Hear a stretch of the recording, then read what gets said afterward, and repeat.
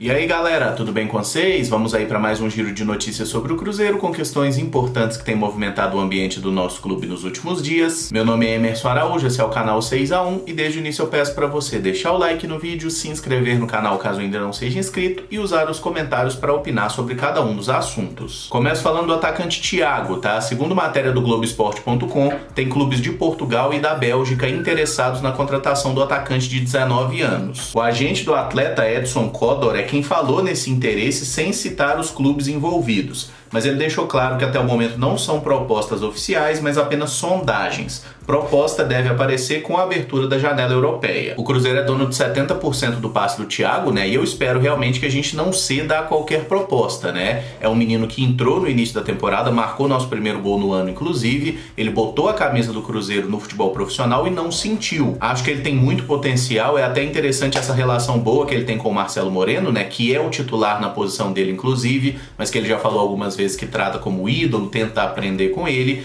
E assim, eu espero realmente que o Cruzeiro consiga se manter firme e gostaria muito que o Thiago ficasse. Mas a gente sabe, como o próprio presidente já citou, né, que hoje nenhum jogador do Cruzeiro é inegociável e se pintar proposta boa, infelizmente ele vai embora sim. Sobre o atacante Joel, tá, o camaronês, saíram duas notícias sobre ele envolvendo o Cruzeiro nessa semana. A primeira é que ele entrou na justiça contra o nosso clube, cobrando um valor de aproximadamente R$1.300.000. Esse montante engloba aí 13º salário, FGTS, férias, gratificação, multas, verbas indenizatórias e rescisórias e também diferença salarial. A audiência entre as partes está marcada para o dia 30 de julho. Parece meio contraditório, né, ele ter feito aquela publicação há um mês atrás em rede social, agradecendo ao Cruzeiro pela passagem e tudo mais, e agora tá entrando na justiça contra o clube. Mas olhando friamente, né, se o clube combinou uma coisa com ele e não pagou, o camarada tá no direito dele entrar na justiça. E o Joel não é um cara identificado com o Cruzeiro, uma cria da base do clube, que a gente possa se assustar por ele estar entrando na justiça, né? É da vida, não pagou, agora é torcer para que as partes consigam chegar a um acordo que fique razoável para todo mundo.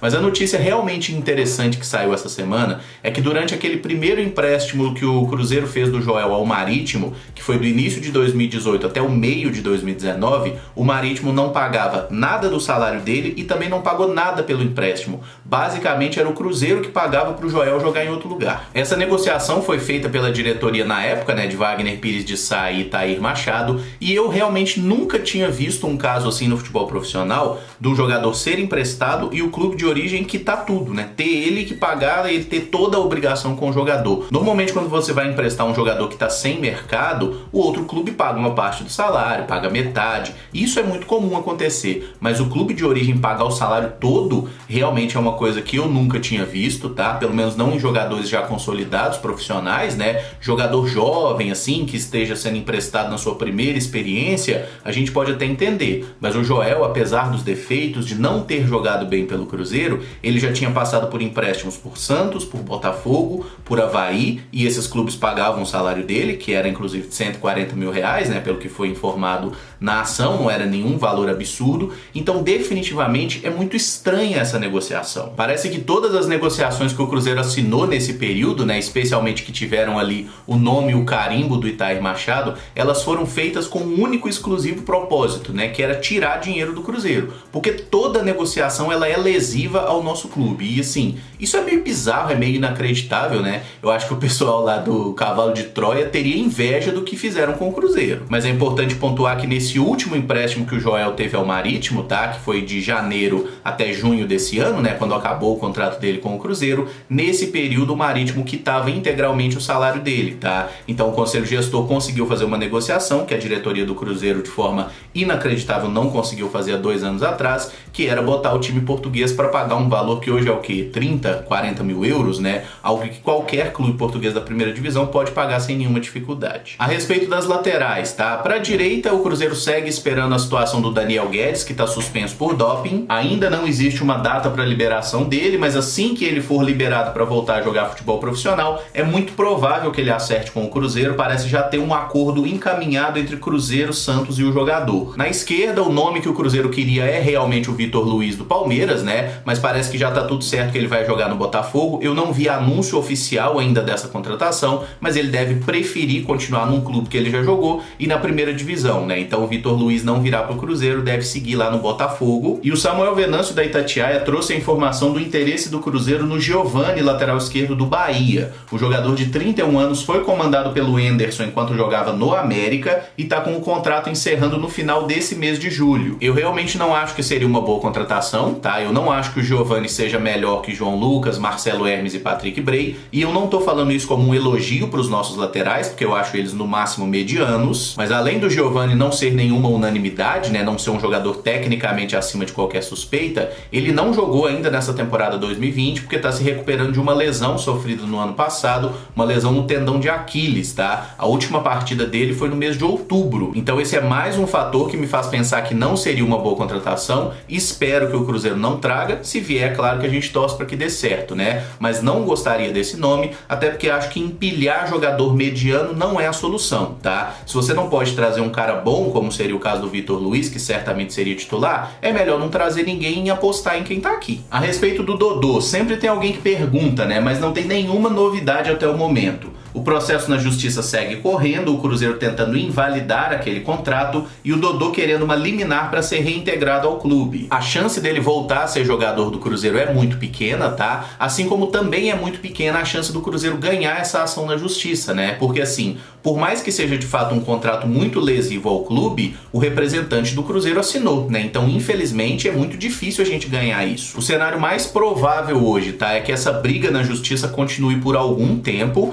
mas acredito que vai existir muito em breve um acordo, não pro Dodô voltar ao Cruzeiro, mas pro Dodô ficar liberado e assinar com outro clube, né? Afinal, ele já tá aí há 7 meses parado, sem um clube, e certamente isso é um cenário muito ruim pro atleta. Como já falei em outras oportunidades, acho o Dodô um bom jogador e entendo que ele poderia nos ajudar demais se quisesse voltar a jogar no Cruzeiro. Mas ele não parece disposto a fazer um acordo, né? A aceitar uma readequação, a ganhar dentro da nossa realidade atual. Então, irmão, você vai me desculpar, mas vai pro meio do inferno. Uma boa notícia de hoje é que na última rodada de testes para o Covid, realizada na última sexta-feira, nenhum jogador ou membro da comissão técnica do Cruzeiro testou positivo, tá todo mundo liberado para trabalhar. O que me deixa reticente é que depois desse teste que foi realizado na sexta-feira, né, os bonitões lá, o Jadson e o Angulo, fizeram aquela viagem para o Rio de Janeiro. Então, se eventualmente eles se infectaram por lá, não vai detectar nesse exame e eles podem estar passando esse negócio para outros jogadores também. Não tem nenhuma notícia de que eles fizeram nova bateria de exames na segunda-feira, por exemplo, tá? Enfim, vamos torcer para que não dê nenhuma merda, né? Mas infelizmente é um risco que todo mundo tá correndo hoje. Eu falei no vídeo de segunda-feira sobre a tentativa de Vila Nova e Tupinambás de brecar o retorno do Campeonato Mineiro no final desse mês, né? Os dois clubes entraram com liminares ali no Tribunal de Justiça, mas elas foram reprovadas e a Justiça confirmou então que o campeonato volta dia 26. As liminares foram recusadas, o presidente do TJD citou que o retorno do estadual foi votado de forma democrática entre os clubes e que a maioria definiu assim, e também ressaltou o protocolo aprovado da Federação Mineira de Futebol. Então tá confirmado que no final desse mês tá de volta o Campeonato Mineiro, dia 8 de agosto, né, naquele final de semana tá de volta a Série B também, então a menos que aconteça alguma coisa muito absurda aí nos próximos dias, logo a gente vai matar essa saudade de ver o Cruzeiro jogando. E para fechar, tá marcada para o próximo dia 3 de agosto uma reunião do Conselho Deliberativo do Cruzeiro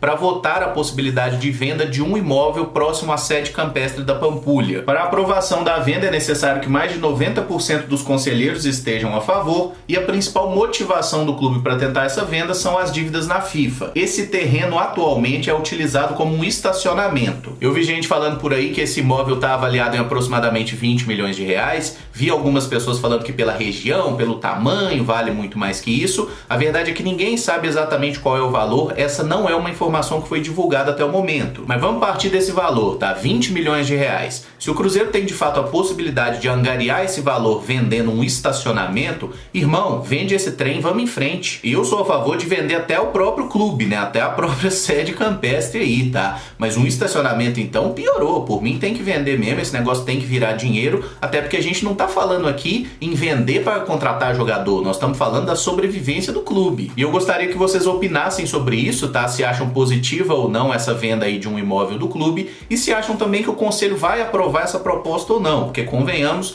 obter a aprovação de mais de 90% não é uma coisa muito fácil e eu sinceramente não tenho a menor ideia do que vai acontecer, se vão aprovar ou não. Bom galera, o vídeo fica por aqui, se gostou eu peço que deixe o like, que se inscreva no canal caso ainda não seja inscrito e use os comentários aí para opinar sobre cada um dos temas que aqui abordamos. Muito obrigado por acompanhar, um abraço e até o próximo vídeo. Valeu!